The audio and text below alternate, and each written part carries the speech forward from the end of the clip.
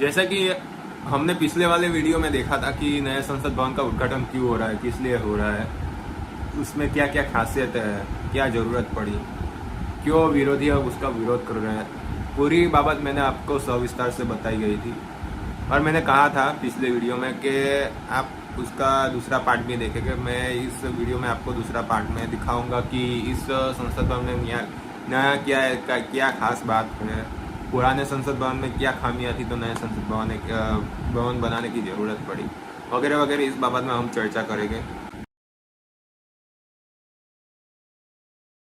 मैं स्वागत करता हूँ विश्वास जोशी अपनी चैनल में। तो आप पहली बार जो हमारे चैनल में नए आए हो तो लाइक शेयर एंड सब्सक्राइब करो, और सब्सक्राइब करने के बाद बेल आइकन दबाना ना भूलें।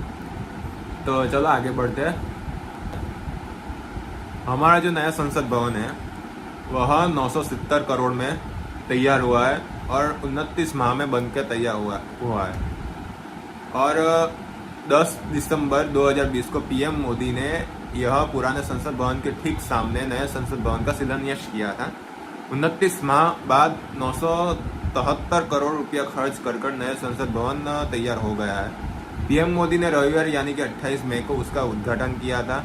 आपने अब तक नए संसद भवन के बारे में काफ़ी कुछ पढ़ लिया होगा, काफ़ी कुछ देख भी लिया होगा। तो मैं आपको इस संसद भवन का फोटो वीडियो टूर कराऊंगा और इसमें क्या खूबियाँ है वह भी आपको दिखाऊंगा। जो नए संसद भवन का जो डिज़ाइन है वो त्रिभुजा में यानी कि त्रिकोण आकार में है। 10 दिसंबर 2020 को पुराने संसद भवन के ठीक सामने यह संसद भवन का शिलान्यास किया गया था। तो पुराना भवन गोलाकार है, लेकिन नए संसद भवन के वास्तुकार बिमल पटेल ने इसे त्रिकोण आकार दिया है। पुराना भवन संसद भवन क्या गोलाकार आकार में था, पर जो उसके आर्किटेक्चर है नए संसद भवन का उसको उन्होंने त्रिकोण आकार दिया है। नए संसद भवन के ठीक बीच में कॉन्स्टिट्यूशन हॉल है, जिससे पर लोग अशोक स्तंभ स्थापित है। संवैधानिक हॉल के एक तरफ लोकसभा और इसके औपचारिक प्रवेश द्वार है। संवैधानिक हॉल के दूसरी तरफ राज्यसभा और उसका एक औपचारिक प्रवेश द्वार है। संवैधानिक हॉल के तीसरा तरफ केंद्रीय लाउंज है, जहां एक खुली जगह भी है। नया संसद भवन का आभासी दौरा हम करते हैं। तो चलो, तो जैसे ही कोई सार्वजनिक प्रवेश द्वार से नए संसद भवन के प्रवेश द्वार में प्रवेश करता है तो एक दीर्घा उसका स्वागत कर दिए। भारत की कला और शिल्प अलंकरण के और प्रौद्ध यहाँ देखने को मिलते हैं। इस गैलरी से आगे बढ़ते हुए हम कॉन्स्टिट्यूशन हॉल तरफ पहुँचते हैं। यह इमारत का केंद्र है। यहाँ भारत का संविधान और उसकी डिजिटल कॉपी रखी गई है। आंतरिक पुष्ट पर भी सकते हैं। हॉल का एक रास्ता लोकसभा की ओर जाता है, एक रास्ता राज्यसभा की ओर भी जाता है, जहाँ तीसरा रास्ता सेंट्रल लाउंज की तरफ भी जाता है। कमल के आधार पर राज्यसभा डिजाइन राष्ट्रीय हॉल फुल लोटस स्ट्रीम पर तैयार है। यह हॉल उच्च गुणवत्ता वाले ऑडियो वीडियो से भी लैस है। हर डेस्क पर इलेक्ट्रॉनिक गैजेट और टैबलेट रखे हुए हैं। राज्यसभा सांसद में 384 सांसदों की बैठक की व्यवस्था है। उपकरण स्थापित या प्रबंधित है। सदन की कार्रवाई देखने के लिए बड़ी बड़ी दीर्घाओं का भी निर्माण किया गया है।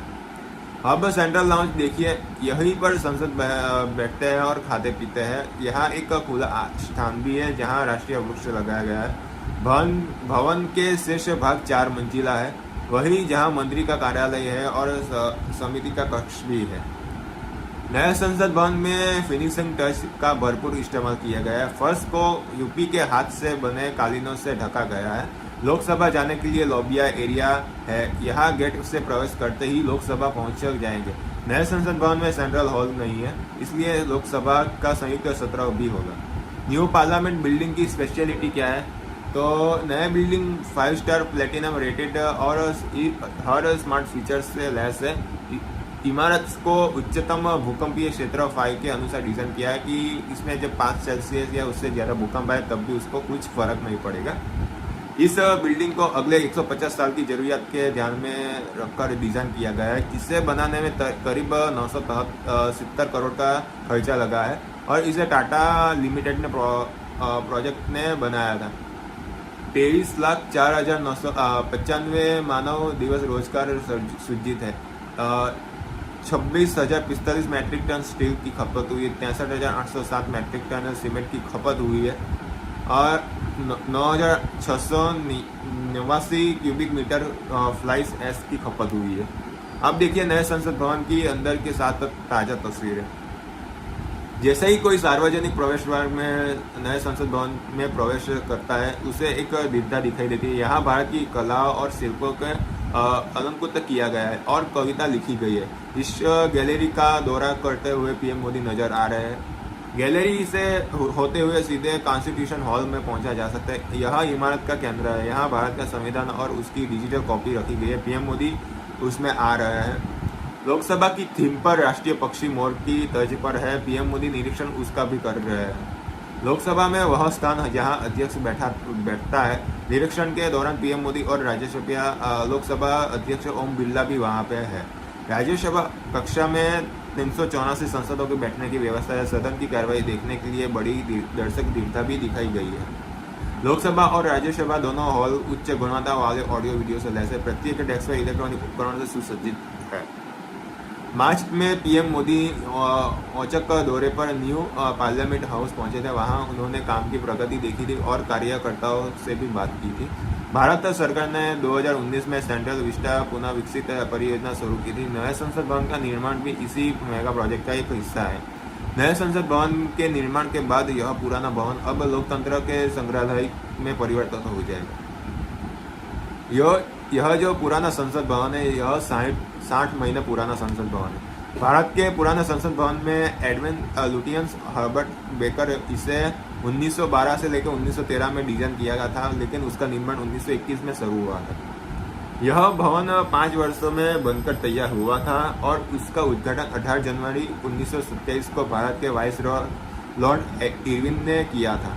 पुरानी संसद भवन का आकार गोलाकार था, जिसमें बुलवा पत्थर बने 144 स्तंभ है। बीच में एक गोलाकार गुंबददार केंद्रीय हॉल है। यहाँ दोनों सदनों के सांसद संयुक्त सत्र में एक साथ बैठते हैं। सेंट्रल हॉल के एक तरफ सेमी सर्कुलर हॉल है जिसमें लोकसभा है।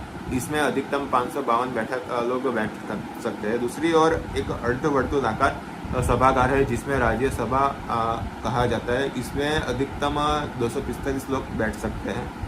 तीसरी और अर्धवर्तुलाकार हॉल है जिसमें पुस्तकालय है। यहाँ पुस्तकों, पत्रिकाओं, प्रिंटों, बिलों और शोध पत्रों आदि का कुल संग्रह लगभग 17 लाख है। यह भारत का दूसरा सबसे बड़ा पुस्तकालय है। पहला सबसे बड़ा पुस्तकालय कोलकाता में स्थित है। नए संसद भवन की आवश्यकता क्यों थी, तो चलो हम बताते हैं। 95 साल पुराना संसद भवन की स्थिरता के संबंध में उठे थे कई सारे सवाल। तो पहला जरूरियत यह था, पुरानी संसद भवन के निर्माण के समय यह नहीं सोचा गया था कि यह से इतना बड़ा लोकतंत्र बन जाएगा। अधिक सांसद होने के कारण यह स्थान कम पड़ा जाता था। दूसरा जरूरियत यह था, समय के साथ भवन में पानी की आपूर्ति, sewer line, air conditioner, CCTV और ऑडियो विजुअल सिस्टम की स्थापित किए गए, जो पहले से प्लान में नहीं था। इसलिए धीरे धीरे भवन क्षतिग्रस्त हो गया। तीसरी जरूरत यह थी, पुराने संसद भवन में संचारण व्यवस्था जर्जर हो चुकी थी। इससे आधुनिक बनाने की जरूरत थी। चौथा जरूरत यह थी, जब पुरानी बिल्डिंग बनी थी तब दिल्ली सिक्किम जोन 2 में थी, लेकिन अब यह सिक्किम जोन 4 में है, यानी कि भूकंप से नुकसान होने का खतरा है जो पुरानी संसद भवन है उसको। पांचवी जरूरत यह थी कि कर्मचारी के लिए काम करने की जगह बहुत ही कम थी। अधिक लोगों का कारण एक कमरे में कई सारे अधिकारी था, यानी कि जो पुराने संसद भवन में था वह बहुत छोटा था। उसमें कर्मचारियों को बैठने की अपूर्ति व्यवस्था थी, इसलिए एक कमरे में कई सारे कर्मचारी काम करके अपना गुजारा चला रहे थे। इसलिए नया संसद भवन की जरूरत पड़ी। हमने सोचा भी नहीं था कि भारत आने वाले दिनों में इतना बड़ा लोकतंत्र बन जाएगा।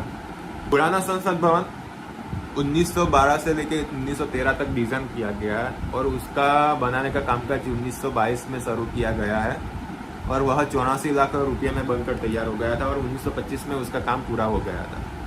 बल्कि नया संसद भवन हमारा जो है वह 2020 में बनाने का चालू हुआ था। 28 महीने में उसका कामकाज पूरा हो गया और उसको 970 करोड़ रुपया लागत लगी। और पुराने संसद भवन और नए संसद भवन में काफ़ी बड़ा तफावत है। तो ऐसी सब बात थी। तो वीडियो अच्छा लगा हो मेरा तो वीडियो को शेयर कर दे, लाइक कर दे, कमेंट कर दे और सब्सक्राइब करना ना भूले, क्योंकि आपका एक सब्सक्राइबर हमारा खूब ऐसा मोटिवेशन बढ़ा देता है ऐसे वीडियो बनाने के पीछे। तो ऐसे ही नए नए टॉपिक जानने के लिए मेरे चैनल को सब्सक्राइब करना ना भूले। तब तक के लिए मिलते हैं दूसरे टॉपिक के, तब तक के लिए जय माता जी, जय श्री राम।